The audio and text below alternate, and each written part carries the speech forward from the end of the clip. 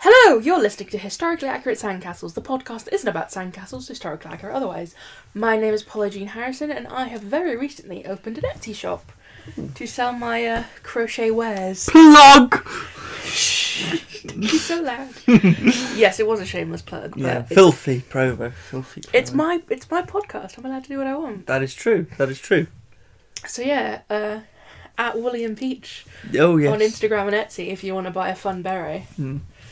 But yeah, I am here, as ever, with my delightful co-host, Thomas Corbett. Hello. Thomas, do you have a fun fact for I us? do. My fun fact is I've recently become a model.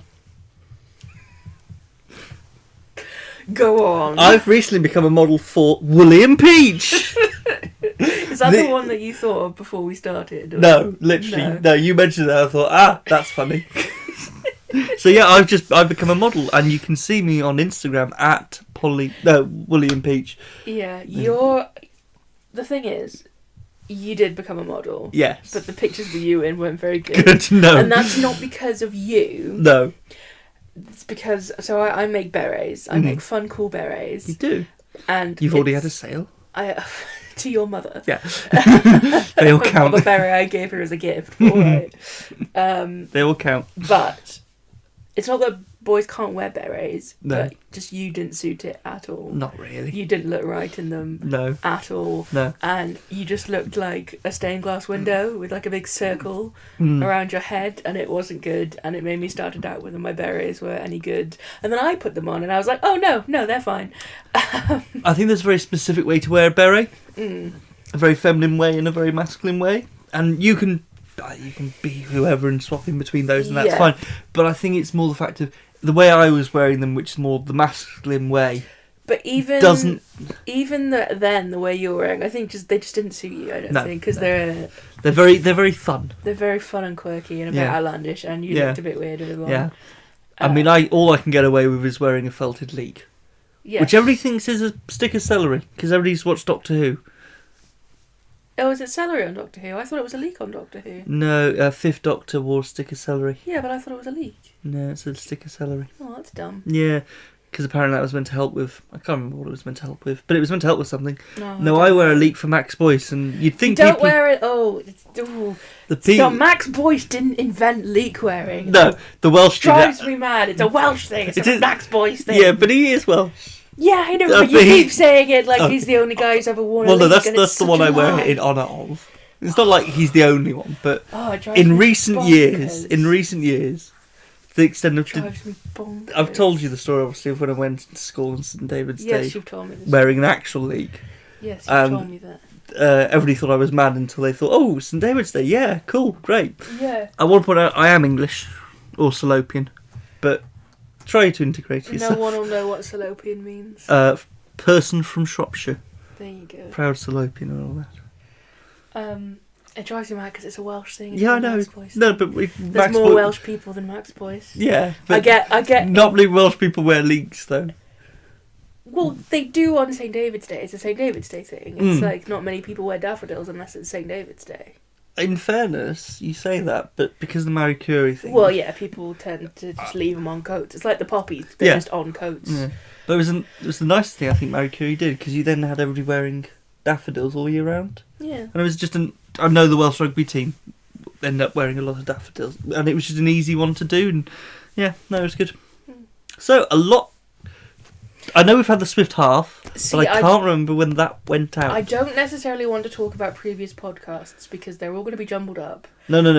But since we've done a podcast, a lot has happened. Again, we probably shouldn't talk about current events either, because we'll talk about current events and then this podcast won't be uploaded until June. Well, we had a good Christmas. Yes. That's what I was going to talk about. Christmas happened. What did you get for Christmas? I got for Christmas some wonderful, wonderful things.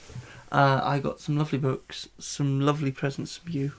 I'm very good at presents. You are very good at presents. Lots of little knickknacks. I got some fantastic things for when we move out. So, a nice wooden rack with space to put wine bottles. Oh yes, the wine glasses. My mum got you. Yeah. I was pleased with that. Yeah, I got the usual thing. I think when you're sort of 27 and you're how old? Yeah, you start getting things that are just a bit fine, normal. And it was a nice mix of a haul of good things. No. I think almost that's all half the point. Very low-key Christmas. Well, it had to be. Yes. But no, I had a lovely Christmas. What about you? I got a bike for Christmas. And I haven't ridden a bike in years. Mm. Do you remember first lockdown when I came to live with you? Yeah. We were going to go on that bike ride. Yes. To the farm shop and buy cheese. Yeah. And I hadn't gotten on a bike at that point for, since I was a kid. And then I got on the bike and, it wasn't happening. No, it wasn't. I had a pretty panic attack about riding this bike. In fairness, it wasn't a girl's bike. Well, it was...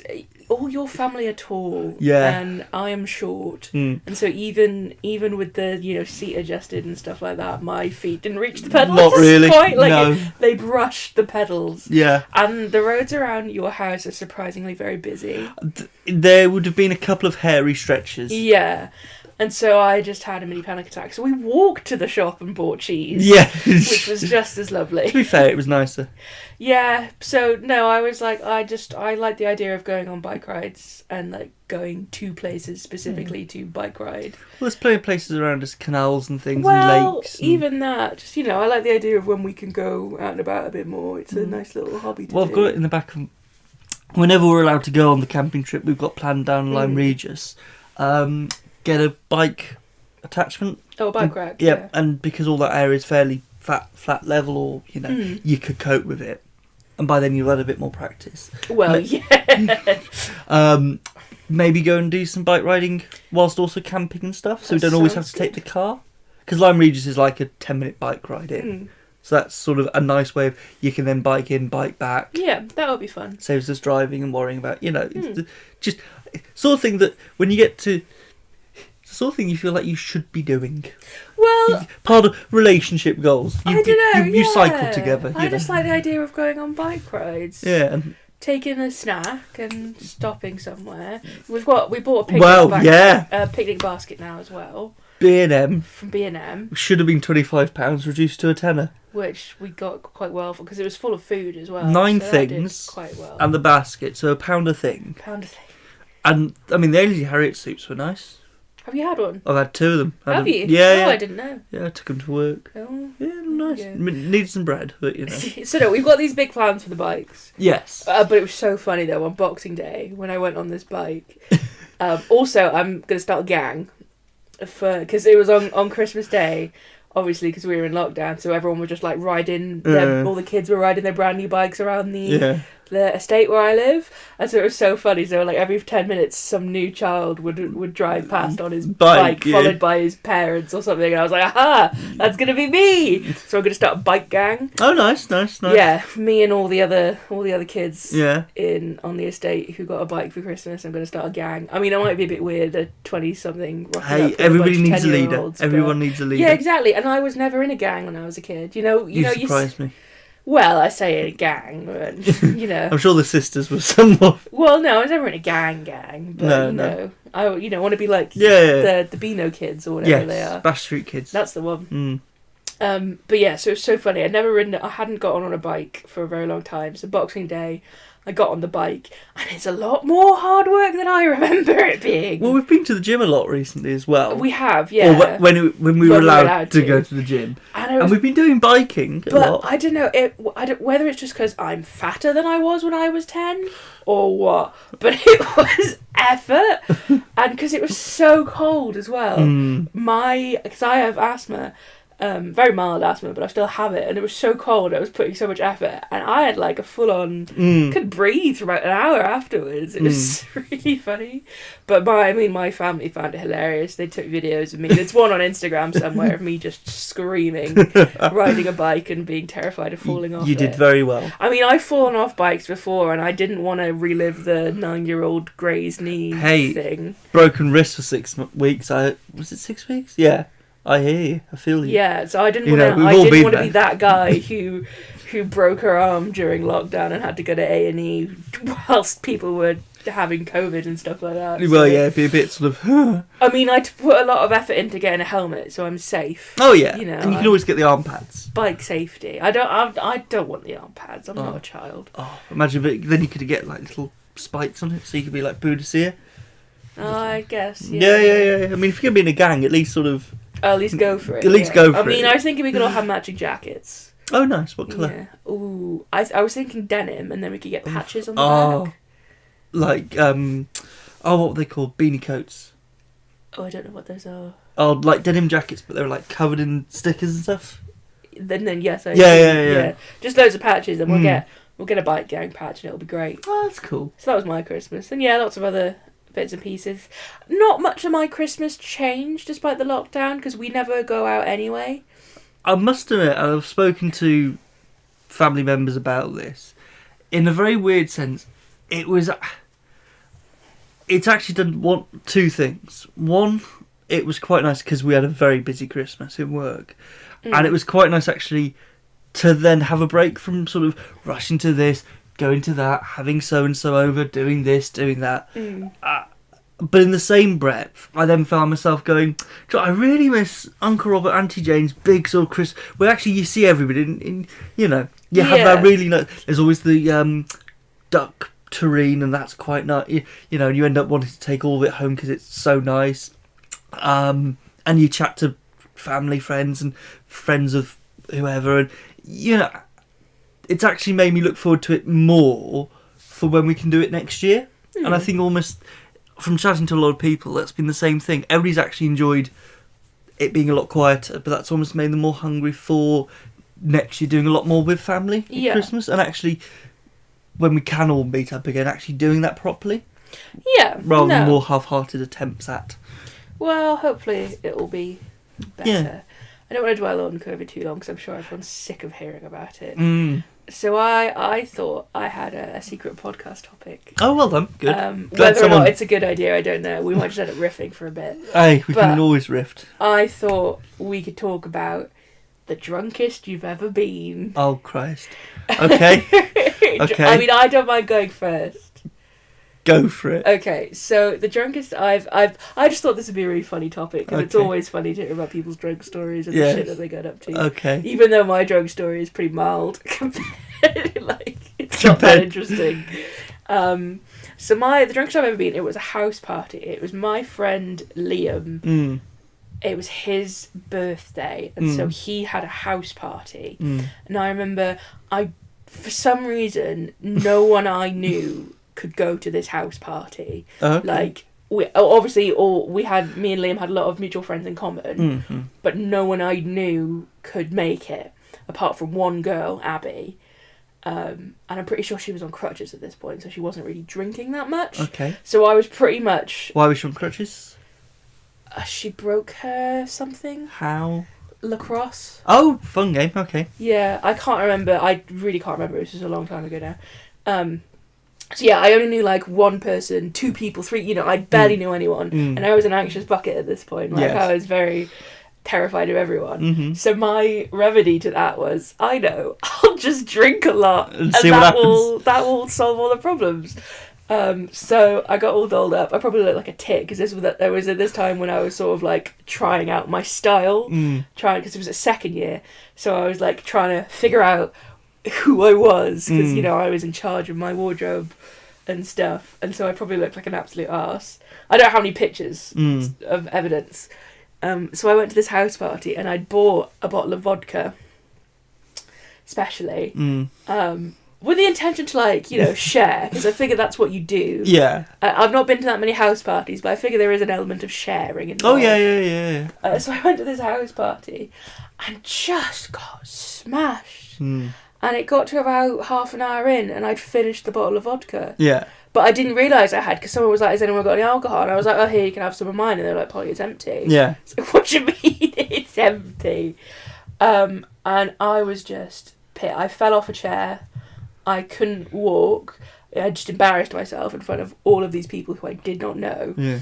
But it can't have been that bad, because one of the guys that was at this party was the guy who I snogged outside the student union toilets a couple of weeks later, so it can't have been that embarrassing because he still snogged me. Yeah, I was going to say, actually, it sounds like a win.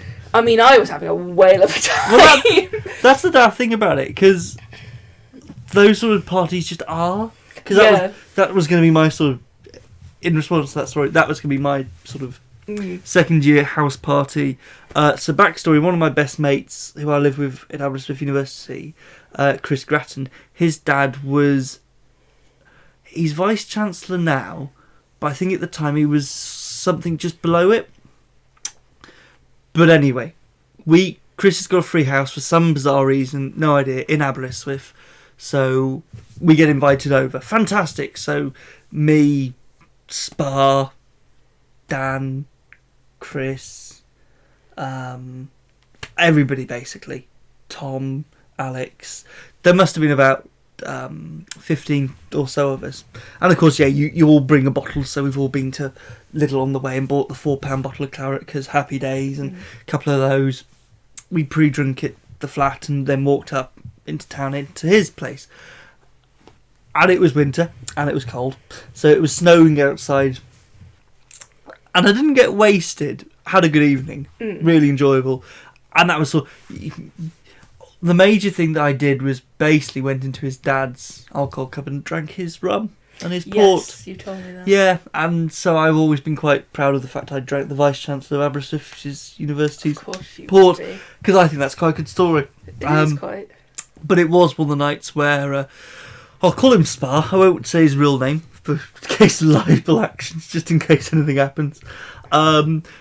Got near enough naked, ran around outside in the snow, and then locked himself in the toilet and threw up everywhere. Sounds like a decent night out. It was, actually, and we all had a great time, because at one point we lost him.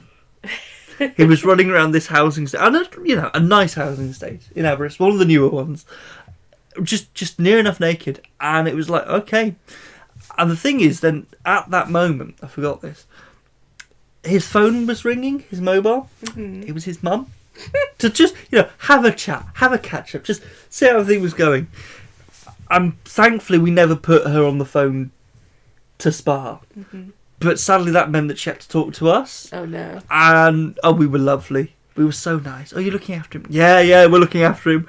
Where is he? No idea. That whole sort of, anybody fancy Mackie's? Yeah, and there's a couple of them in the other room doing the usuals, and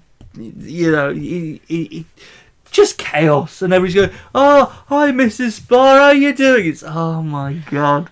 But those are the nights that you just sort of, they all blend into one. I mean, because I feel my uni experience was a little bit more hazed than yours.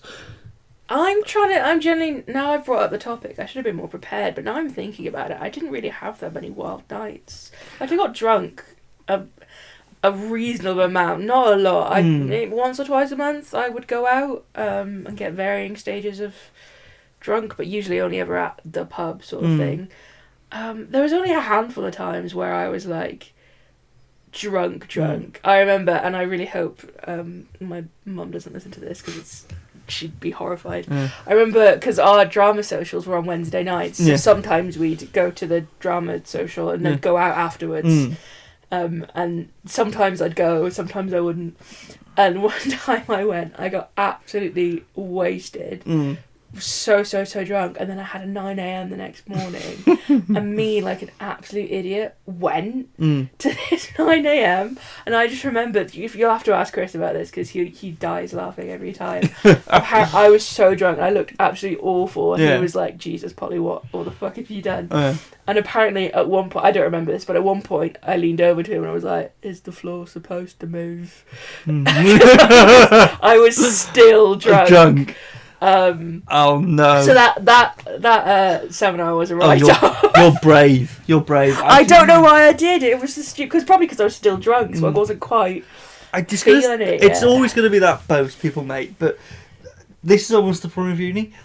There was probably a couple of occasions, but I never got wasted drunk. No, because I'd always panic. I wouldn't. I was just very good at that. When you've had a pint and it's like you go halfway through, you go, no, this is the limit. I'll finish that, and then we'll be good. there was obviously a few nights where you've had a bit too much, and okay, and you might go to bed while the room's spinning, but you've not vomited everywhere. Yeah. I think I only did that. That's a good question. How many times did you throw up at university? Probably quite a few. I was a very lightweight drinker. Say no more than 5 over 3 years. Oh, and that's not for want of trying. That was just purely I think once you've all been there. I mean, I know you can think of another time I've been worse, but honestly, the first time I actually got really drunk on alcohol at Jack Phillips's 18th birthday party, I was bad. Mm-hmm. And when you get wasted on cheap cider. Yeah. And I think once you've been through that, for a lot of people, they either lean into that and you just get wasted and you throw up because it's part of it. Having been through that, it was like, I'm not going to go to university and just go do that to myself. Yeah, see, for me, I was never bothered anyway. I do find going out boring. I like going to the pub and I like talking and stuff like that, but going out is a bit boring for me unless I'm like really depressed. Yeah. But for me, going to university, before that I'd only been drunk, and I say drunk in the loosest sense of the word, once. Yeah. So we all got drunk at my friend Alice's house once. Had sort of like a mini party with just like 6 of us, and that was the only time I'd gotten drunk before I went to university. Like, I remember it was quite funny, because we went to a party once. It was, I can't remember, it was someone in my year had a birthday party. It was at his house, and he had sort of like a mini festival kind of thing. I say that, it was like they set up a stage and there was like 2 or 3 or 4 bands playing. Some of them were just like, it was like his band, his mate's band, stuff like that, but it was actually really cool. It was a really cool party. And they had alcohol there. There wasn't a lot because their parents were around, but there was alcohol and people were drinking. I remember me and my friend Alice had like sort of 2 sips of Carling each, and I just panicked then. I was like, oh my god. And this is when I was like 16. I was like, oh my god, I've drunk beer. Oh no, quick. So then someone was passing around chewing gum, so I was just there like chewing gum, just ready for my dad to come pick me up at like 10 p.m. being like, oh my god, you'll smell it on me. You'll smell my 2 sips on me.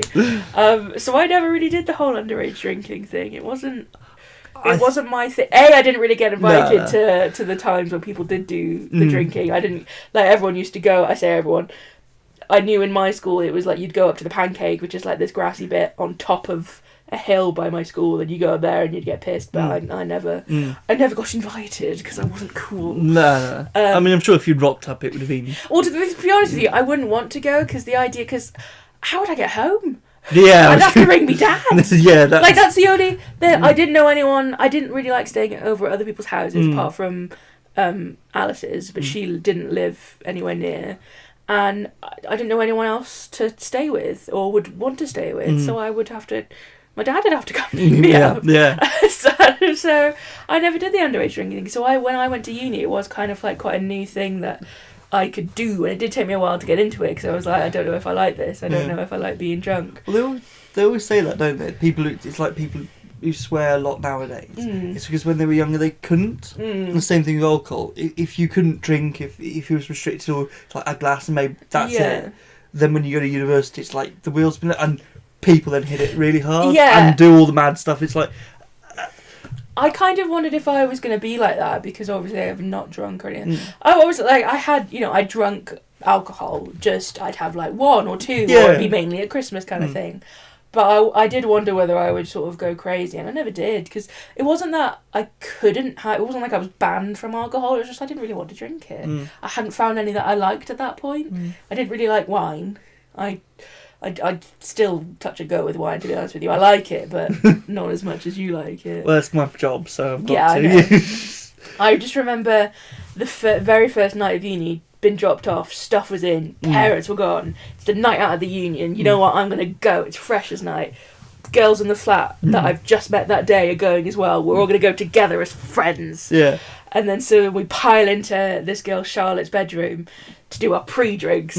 I whip out a bottle of Blue WKD, all 2.2% of it. Of course you do. Drink it. Yes. And that was fine for me. Then we went out and I was like, nah. I just remember the first time I was actually ever drunk. I was about 8. It was a holiday. We went to Parc Astérix in Paris. Told me this, yes. And, 8, maybe, no, must have been 12. the blurry age that you can't quite remember, but we'll say around 10, 12, because I can't. I was actually 16. No, it would have been year 5, 6. 5 or 6, you'd be under 11 then. When did I go to Parker Strings? Okay, we'll go for about 10 to 12. Okay. Somewhere in that spectrum. Okay. We're in basically the hotel restaurant. Mum's had a glass of white wine and basically passed it over. So, do you want to try some? And basically assuming I'd have a sip. And I went, oh, okay. And down the glass. And basically I just didn't stop giggling. That story gets told a lot around your dinner table. It does actually, because I have parents that keep me on an even keel, keep me honest, you know. Yeah, I've heard that story a lot. Yeah, yeah. I don't feel like you need. I know I could have got more and more wasted, but I think a bit like you, didn't want to. No, I didn't want to. I never wanted to. Because I knew if I did, I'd ruin the night. And Well, yeah. I was happy to be awake till 1, 2 o'clock in the morning, but especially in second year and certainly third year, there was a spot in Aberystwyth where basically you walked up Constitution, but if you then turned right into the woods, there was a viewpoint over the thing, and we went up there a couple of times, and various, for non-disclosure, I won't say what exactly happened, but you know, things. Oh, now everyone knows what happened saying it like that. No, because it's still vague and they probably won't work out what it is, but you know. And you'd watch the sunset, and somebody would then produce a bottle of whiskey or rum or something, and I then suddenly got more into the sort of mood of, do you know, that's what I want to do. Yeah. And you watch the sunrise. We did that a couple of times. Yeah, I got drunk on beer, enjoyed it, and yeah, passed out in bed a couple of times. But yeah, no, I got, I think, more moody about life. Yeah, I prefer just the casual, like, enjoying the drinking now. I mean, it was quite funny. I did kind of I went out clubbing more after uni than I did during uni. So when I worked, after I graduated my first degree, I got a job in an office just doing admin, and all the girls there were quite young, sort of in their 20s or a bit younger, and all really keen on going out. So I got invited out quite a lot, and I went, and I actually went clubbing, because when I went out at university, it was mainly just the student union. I went to a club like twice. So this was actually like proper clubbing in Wrexham, and I got drunk in Wrexham, and it was really weird because I'd never been clubbing before. And from what I could tell, it was just you drink vodka oranges, dance for a bit, go out for a fag, and then repeat. But it was really quite fun. And it was quite nice to have sort of being older and wiser, and a bit less less anxious, a bit less worry, not having to worry about getting home because you knew that you could stay at so-and-so's house who lived just down the road kind or you of had thing. a sister that could... Or someone, my sister or my dad would very kindly come pick me up if it was before midnight. So that was nice. I got into a habit of going out, getting drunk, and then getting picked up at midnight, and going home to McDonald's with Becca, and it was like, this is great. Why couldn't drinking have always been like this? Well, that was... So, like, I'd get home, be in bed by 1, have nothing to do the next day, would be a little bit hungover, but never a lot, because the McDonald's helped that. But I did more clubbing after uni than during it, and it was really weird in a way. And, you see some things, man. Gosh, going out in Wrexham is an education. I wonder, I'm not that... Yeah, if you know Wrexham, then you'll know. It's an alright place, but going out was like, jeez. Like, there was a £1 shots. And the bathroom. I didn't really... the whole girls go to the bathroom together. I hadn't experienced that before until I went out with the girls from work. And girls go to the bathroom. They go in the same stall together. I was going for a wee, and then, like, 3 more people piled in. And I was like, whoa! But no, I learned a lot about going out from that. And it was quite fun. And then at uni, I didn't go out at all because I was... uni the second time when I did my masters. I did not go out at all, apart from with you, to cocktail bars. I think we lived the life that I think we wanted to live. Exactly. I wouldn't have wanted to go out clubbing, but going out to cocktail bars and drinking nice cocktail and eating nice food, hell yes. I mean, you just remind you saying about post-uni, for me, because pre-uni I was living in Philly, which is Cardiff, so we'd go out to Cardiff fairly frequently.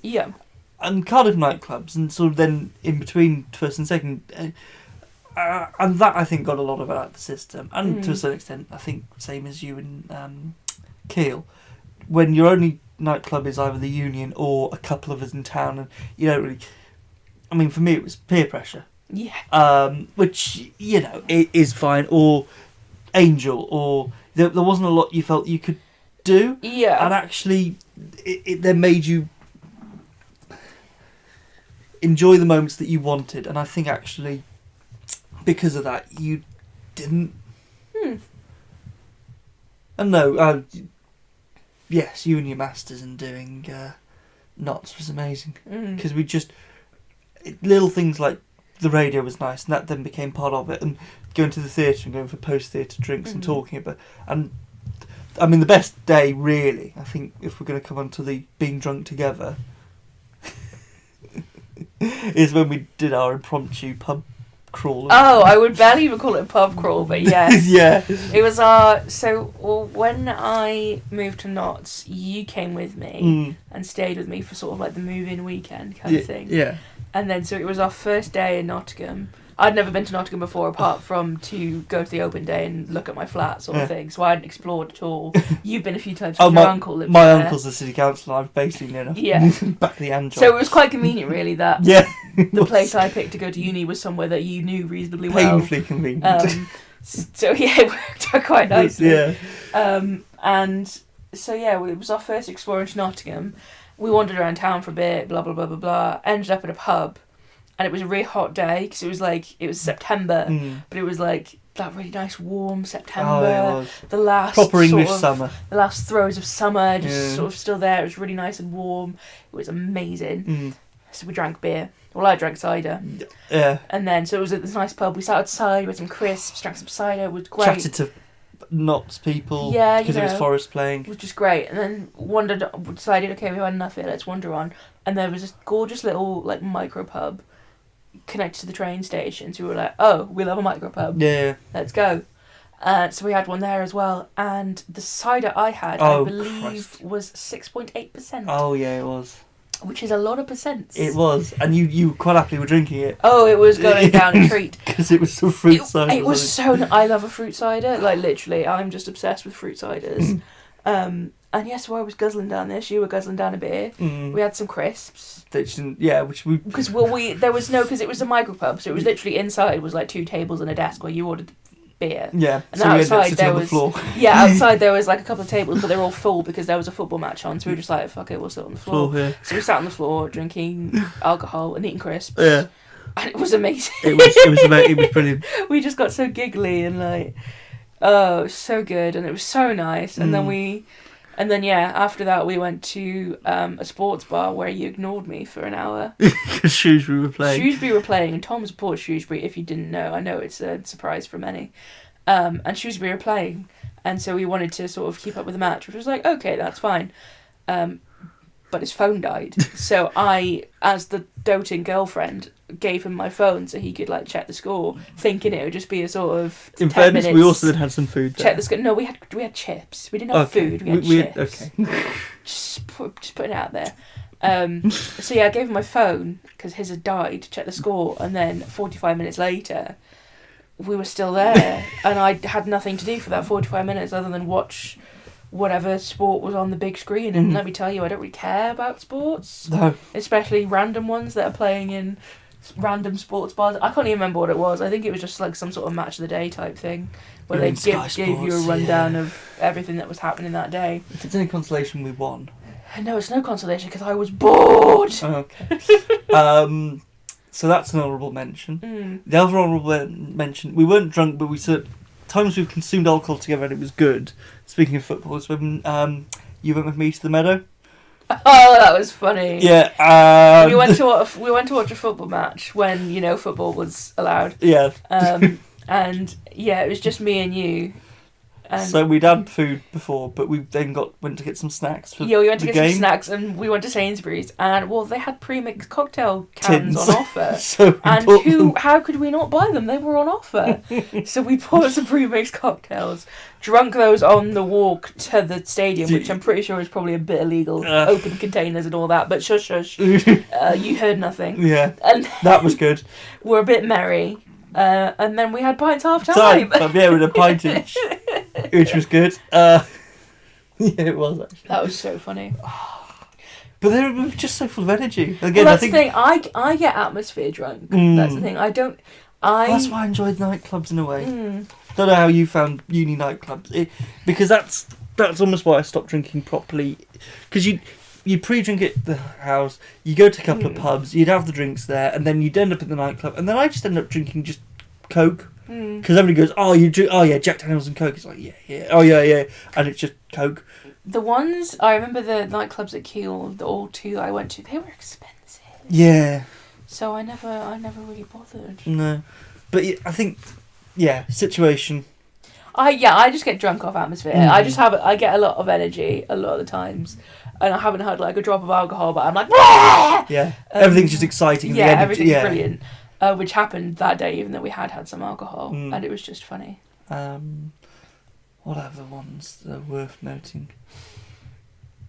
I mean, with the amount of times we've been to the Botanist or the Alchemist. Yeah, we like the cocktail. The one where we got slightly giggly was Birmingham.